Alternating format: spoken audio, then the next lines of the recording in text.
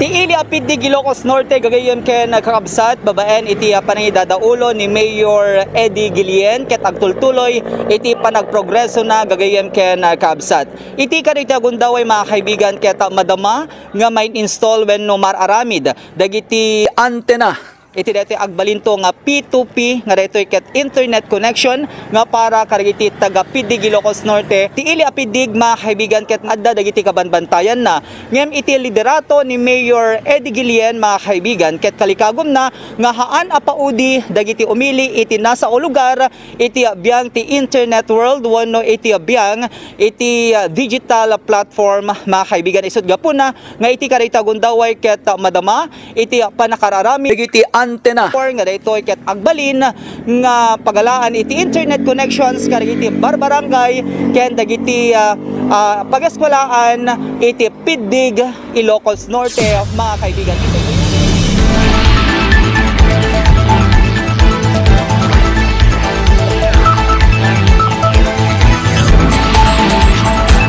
Sa pasap a pagkasapulan ti agdama nga ipapa iti LGU Piddig, babaen iti panangidadaulo ni Mayor Eddie Guillen para karito umili, kang runaan na karito agundaway, ket mapaspasaran pay laeng ti pananglablaban ti COVID-19 pandemic. Iti agdama ket man narimaan ti panakainstular dagiti tower ti internet, adaytoy ket tay mawawagan a point-to-point wenno P2P. Adaytoy ket mainstular kadagiti so amin na barangay hall dagiti pagadalan ken iti munisipyo. Maragsaka ni Mayor Guillen tangamin ket sangsang kamaysa dagiti so amin nga opisyales iti Piddig tinangan namong iti karaytoy a proyekto tangamin ket mamatida nga amin nga umili nga adaan pagkasapulan ti internet ket mabenepisyaran iti karaytoy a proyekto.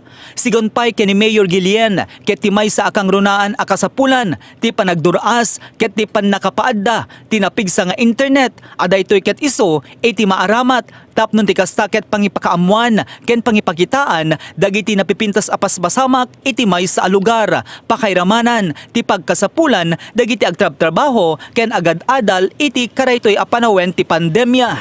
Alam mo kung bakit internet yung ating program kasi alam po kasi na internet kasi ang number one driver ng growth, you know?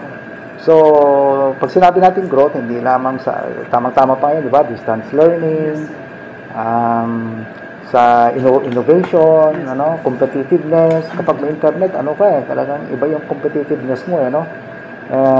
Human resource development, at higit sa lahat, yung micro, small, and medium enterprises.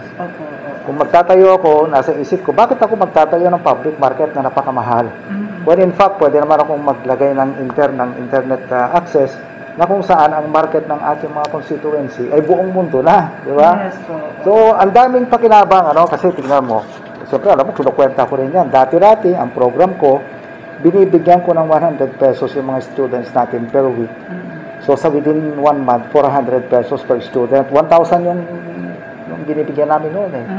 So, that amounts to around 400,000 per month. Masyado magastos yun. At 1,000 lang yung ating nabibigyan. So, kinausap ko yung PLDT ngayon, no? Sabi ko, kasanod pumayan tayo kasi addo dito barangays ko nga awan ti signal ti cellphone pa. Ti cellphone wala eh, no? Paano natin malagyan ka ako ng internet? Kung natin advice na kanya, mangitabil kami dito iti base me, ito yung munisipyo, takder kami ti antena nga ato, and then kadagiti barangays nga awan ti internet nan, kitain mi line of sight, and then magitakder kami ti antena, so P2P, point to point, so radio transmission siya. Yes, sir. So meron kami, tingnan nyo mamaya yung base namin dito, ano, and then yung naka-firewall siya, Yes, etc. So, nag-agree kami and then kinausap ko yung ating Sangguniang Bayan because this is a 3-year project. Multi-year allocation ito eh.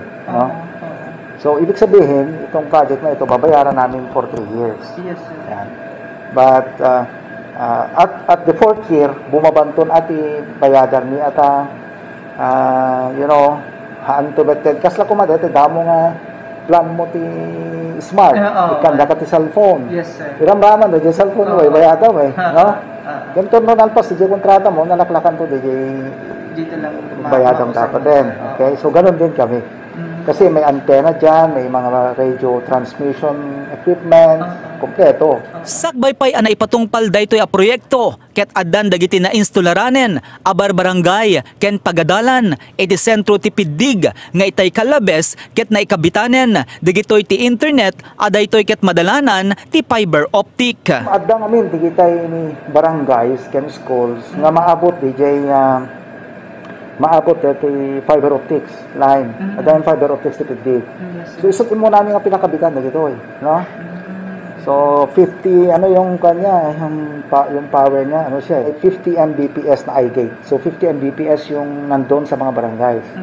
Unlimited data yan, no? So unlimited data pag pupunta yung mga estudyante doon, pwede sila mag-download. Yung mga teachers pwede sila mag-download. So may router doon, no?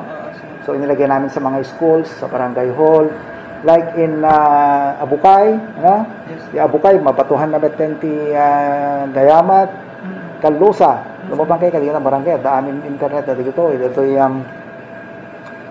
yan ti Luing, Anaw. Ito yung school si Piddig South Central School. Piddig Elementary School, Piddig Central Elementary School, no? Ito yung Roosevelt High School, St. Anne High School, Piddig National High School, Tunuton. Lahat ito naka-fiber optics yan. Tatlong nohan unamet nga ado di makiagaw to kada ito ipatak sa munisipyo. So the rest nga hanya maabot ti signal ibabato na namin ngayon. So like ado dagiti barangay nga ta batuan tayo ano. Inlawlawag ni Mayor Guillen nga hanlang adagiti agad-adal ti mabenepisyaran iti kadaytoy a free wifi no diket di dagiti pay umili nga agkasapulan ti internet amang ipakaammo karigiti mapaspasamak ken panakaipromote karigiti produkto ken dagiti tourist spots iti ili a Piddig. Again, hindi lang student ang ano ko doon, ang students ang target natin doon, pati na yung mga farmers natin, yung mga entrepreneurs natin. Kasi sabi ko nga sa inyo, yan ang number 1 driver ng growth eh. Hindi, tingnan mo si Bill Gates, din ako nagtapos yan ng ano, di ba? Yes. Pero because of internet, si Jack Ma, ito Alibaba. Yes, so I hope ganun din ang mangyayari sa Piddig. Yung kasing human resource development, ano yan. So, isa pa, very excited ako dyan kasi nung nabigyan tayo ng scholarship sa University of Asia and the Pacific, nung gumawa kami ng project analysis, ito talagang internet connection ang ano.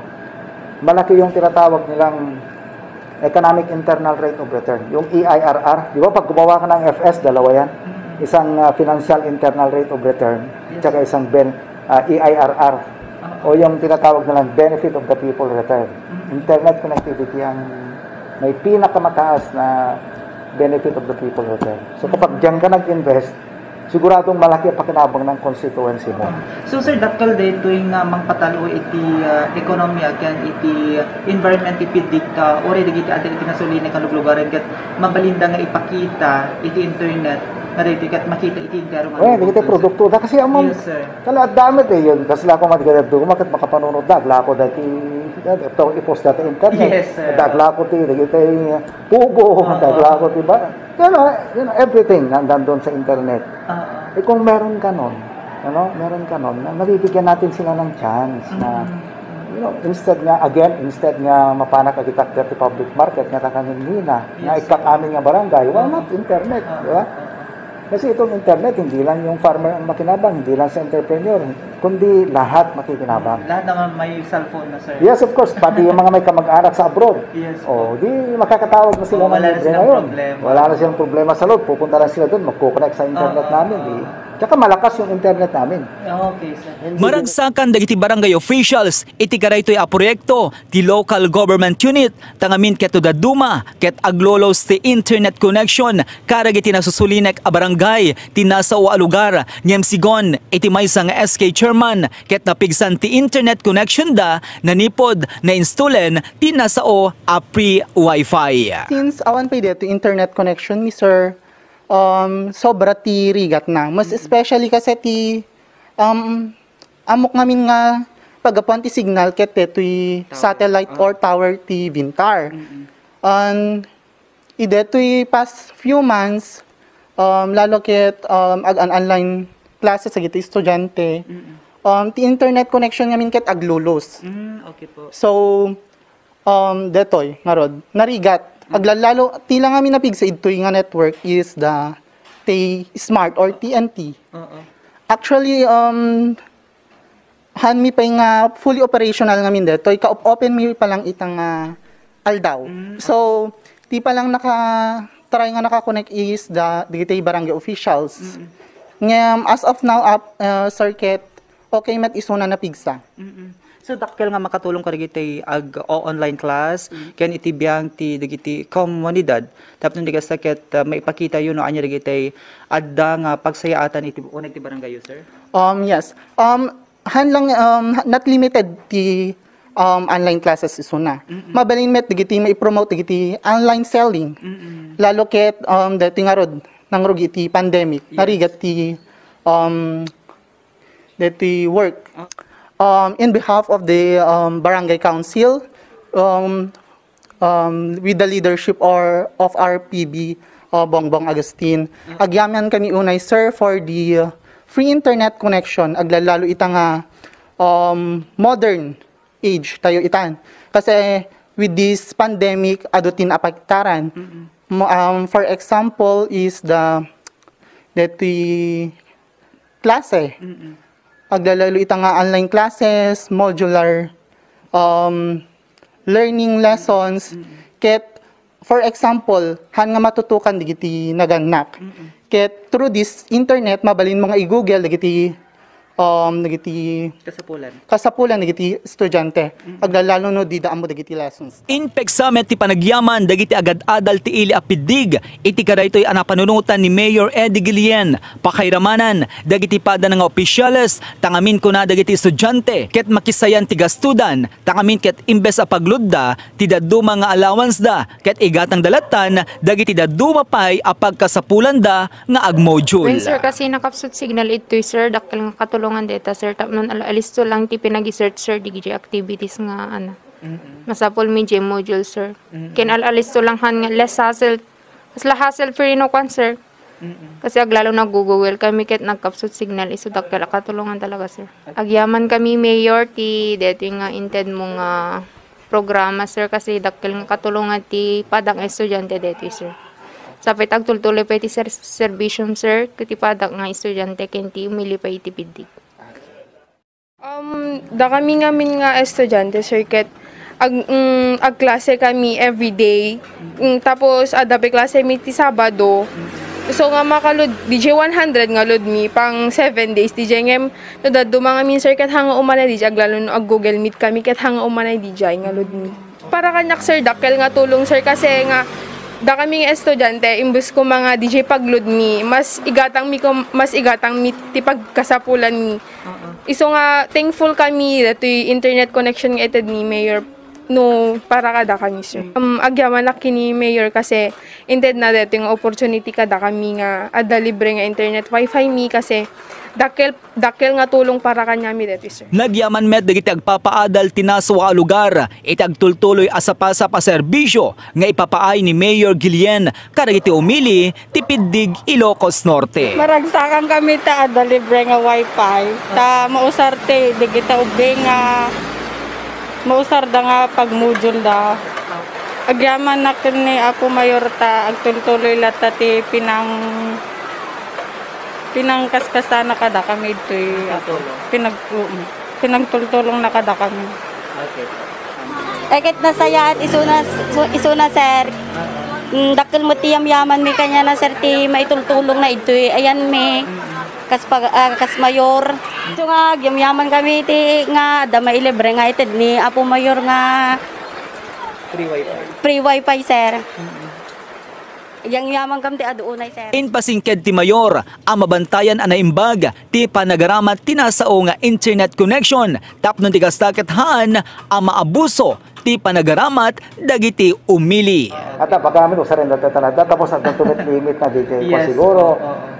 This is a work in progress. So we're napo-foresight namin na merong mga darating na mga problema diyan. Pero alam mo ito, technology naman ito, madali natin yan i-solve. Yes. You know, lahat naman may paraan eh. No? So, maadal minto, hanggang ma-perfect namin yung aming serbisyo. Okay, sir. Wala kaming problema again sa signal because ito, PLDT, pupukpukin lang namin. PLDT, hindi ka namin babayaran kung hindi maganda signal. Ganun lang naman yan eh. Mangnamnama ni Mayor Eddie Guillen nga iti masungsungad nga aldaw ket hanto na paudi dagiti taga Piddig Ilocos Norte no social media iti mapagsasaritaan. Well, data pa iti sa kasi dati napadasak ti nagkapuak ti probinsya, nagbasak dito nga napanak Manila. Yes, sir. Nakakaslat dati discrimination na ba? Nagkapuak Manila, probinsya. Hindi tanahan to nga ma-discriminate dito kay Ilyapo, dito estudyante kasi dito pa lang expose dati internet eh. Di ba? Hindi lang naman sa Manila, baka mas expose pa sila rito dahil libre sa Manila, kailangan pa nilang pumunta sa Starbucks o ano po man para makalibre, di ba? So dito I hope dito yung project ma-maximize dito kay Ilyak potential na dito tinapintas sa pong ako dito makukurang macroeconomic investment ni. Yes. Kasi talaga nga dito yung investment ket hanlaay nga para itata. Hindi ket di para iti future dito ni ano. Ginagawa ko ho na competitive ang ating mga constituency, yung ito yung aking pagnanais na maiangat yung aming human resource development. Di ba meron kaming ano rito, shout dito na Piddig ang galing mo, yes, tuloy-tuloy ang pag-asenso. So yun na yun, sir. Yun na yun. Yan na yung message natin. Gusto ko maging magaling yung ating mga constituency. But you know, ubbaw kami nga sa salita din. Haan nga buyugan ti aramid, sir. Right. We should put our money where our mouth is. Yun ang gusto natin. So, bigyan natin ng investment ngayon. Yes, sir. Sasabihin mo, tulungan mo yung mga farmers. Wala ka namang ginagawa. Sa amin dito, sobra, di ba? Ang serbisyo. Diba kam, tulungan dito masaksakit. Wala ka namang, kami dito talagang meron kaming pondo sa mga ganyan, ano? Pati sa mga estudyante namin. Again, we put our money where our mouth is. Kung sinabi namin, dito sa Piddig, ginagawa namin, pinupunduhan namin.